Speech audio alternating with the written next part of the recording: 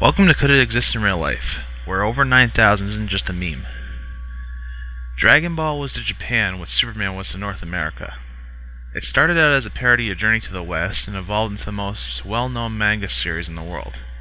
It has had 4 anime series, 3 public service videos, 6 specials, 3 OVA, 3 live-action films, 22 video games, 1 parody, 3 crossovers, and 1 abridged series by Team 4-Star. This is no franchise. No. Franchise have limits to what they market. This, on the other hand, is a living, breathing beast that grows the more mediums it attaches it to. It is as legendary as the Super Saiyan that put it on the map.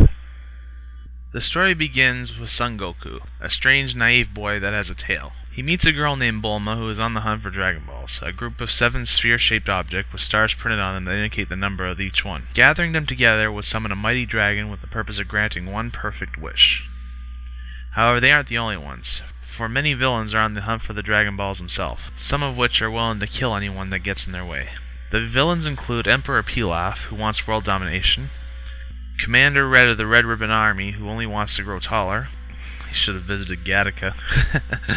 The Crane Hermit, an evil martial arts teacher who wants to outshine Master Roshi, the perverted teacher we know and love, and King Piccolo, the self-proclaimed king of demons, that wants revenge on the world for sealing him in a rice cooker.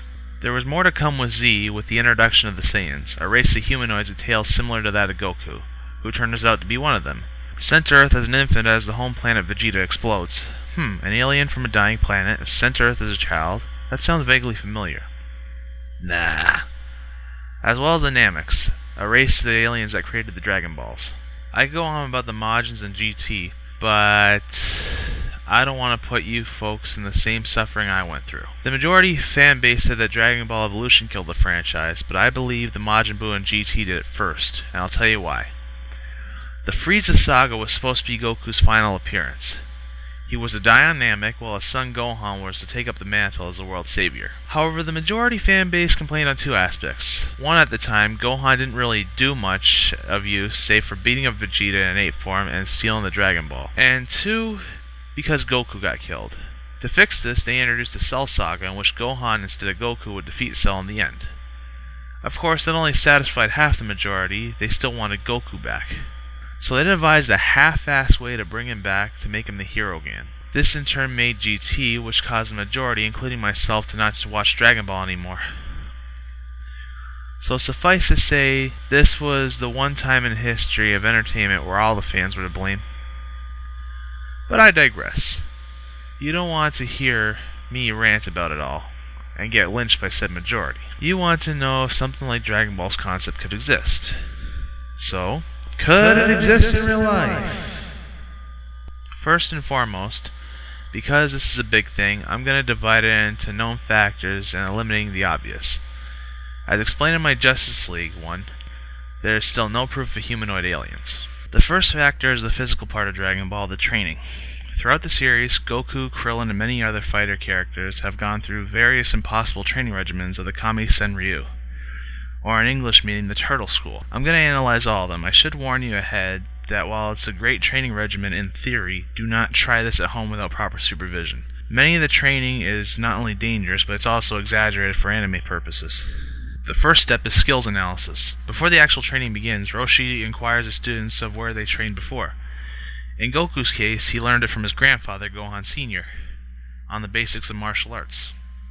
Next, he gives his students a speed test to determine how fast they can run. This is crucial because Roshi can run fast at a time frame of 5 seconds from point A to B. Last but not least is a test of determination. In this case, he uses a rock with the Kami symbol written on it and throws it across the terrain. If one gets the rock and bring it back, they don't get to go hungry. However, if neither one gets back in 30 minutes, they'll both starve for the knife. This exists in more ways than one.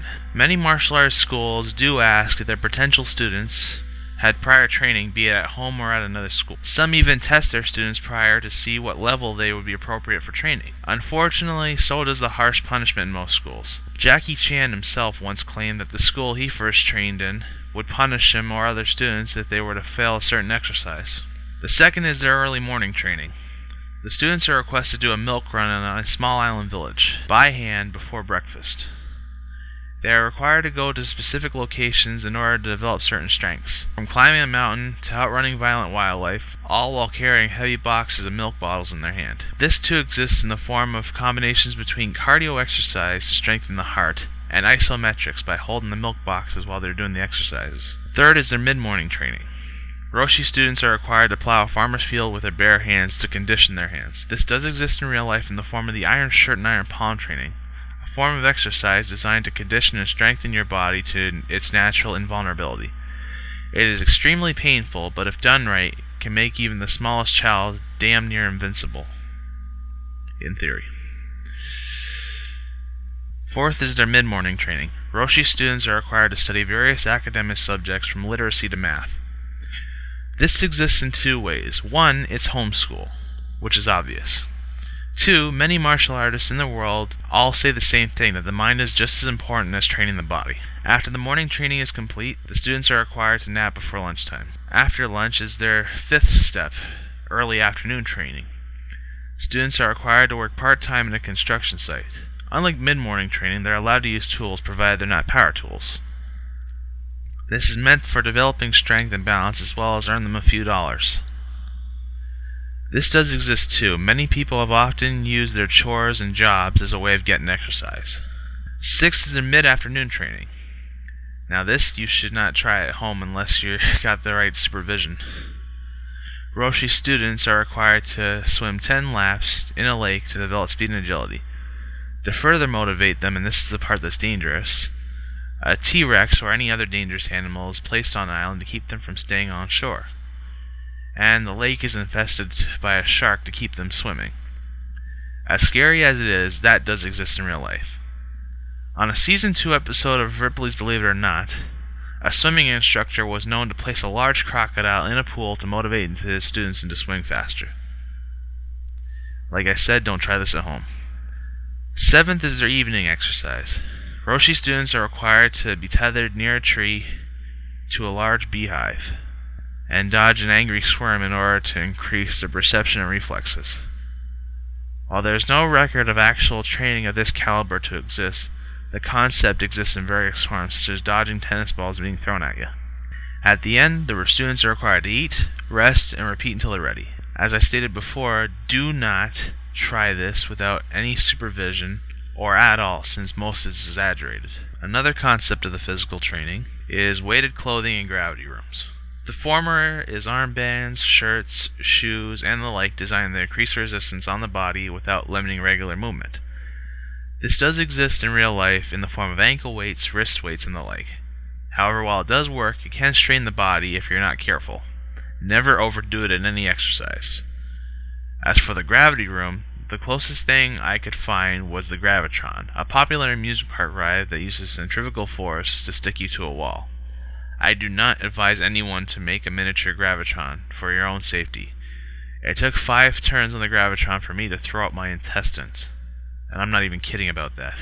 However, the concept of gravity training does exist. On most planets of the solar system, the increased gravity or decreased gravity alters the body weight of anyone who is on it.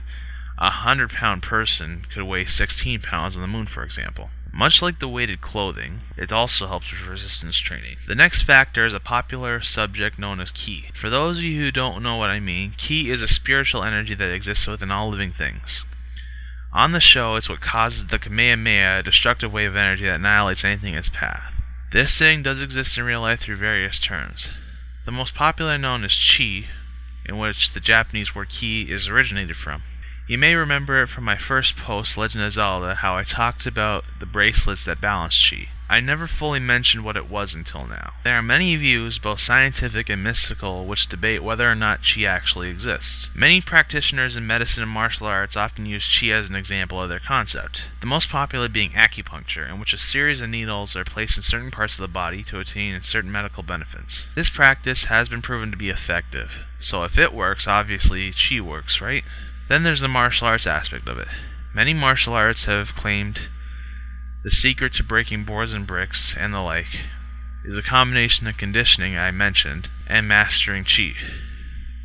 This is often debated and will be left open for discussion since I myself don't know the truth behind it. Last but not least is the Dragon Balls itself. Could a group of objects grant your wishes? Yes and no. The yes refers to the various wish-granting objects and artifacts as well as myths.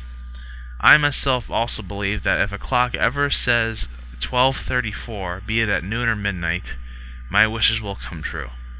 And in a way they have. However, the no is the age-old question. Does the wish come true, or do you make it come true? As usual, debate, argue, let me know what I miss. Stay tuned for more.